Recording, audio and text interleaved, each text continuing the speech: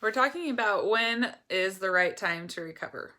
If you look at this objectively and you think about if you were to have been diagnosed with cancer and they told you that you needed to start chemotherapy, but all of these things were going on in your life that were so stressful, would you say, no, I don't think I'm gonna take treatment right now. It's really not a good time. I'm kind of busy and I have a lot of stressful things going on. It's just not going to fit in with my schedule very well. Of course you wouldn't do that because chemotherapy is going to save your life if you have cancer. And so I use it the same idea in recovery when people will email me or tell me while I'm coaching them that they have all these things going on in their life. They feel like their life might be falling apart, and now is just the worst time to try to start recovery, and there's always something.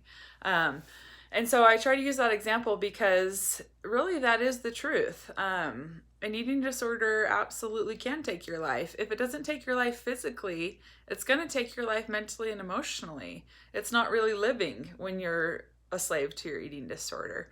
And so I remember feeling like when I would have things, when I was sick with my eating disorder, I remember all these life events would go on that would be, to somebody who didn't have an eating disorder, would seem devastating, right? It would seem like, like the end of the world. But I just remember thinking, but as long as I have an eating disorder, like the whole world could end, but I know I have that, like I can control that.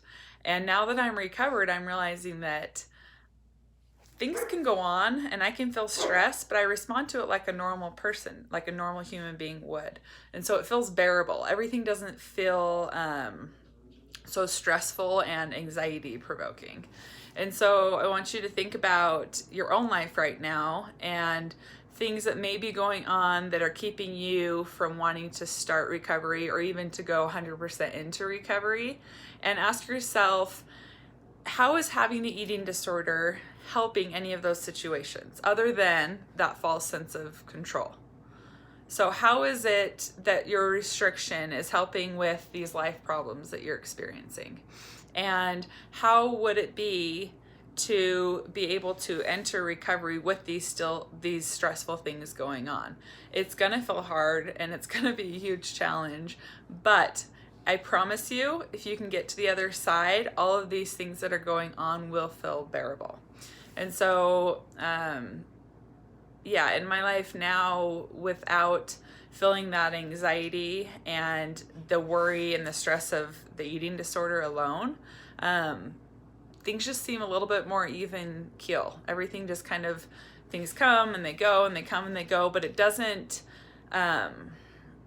like trigger the eating disorder back, or it doesn't cause me to lose my appetite, or doesn't make me feel like I need to go back to it to regain control because something in my life happened that I couldn't control.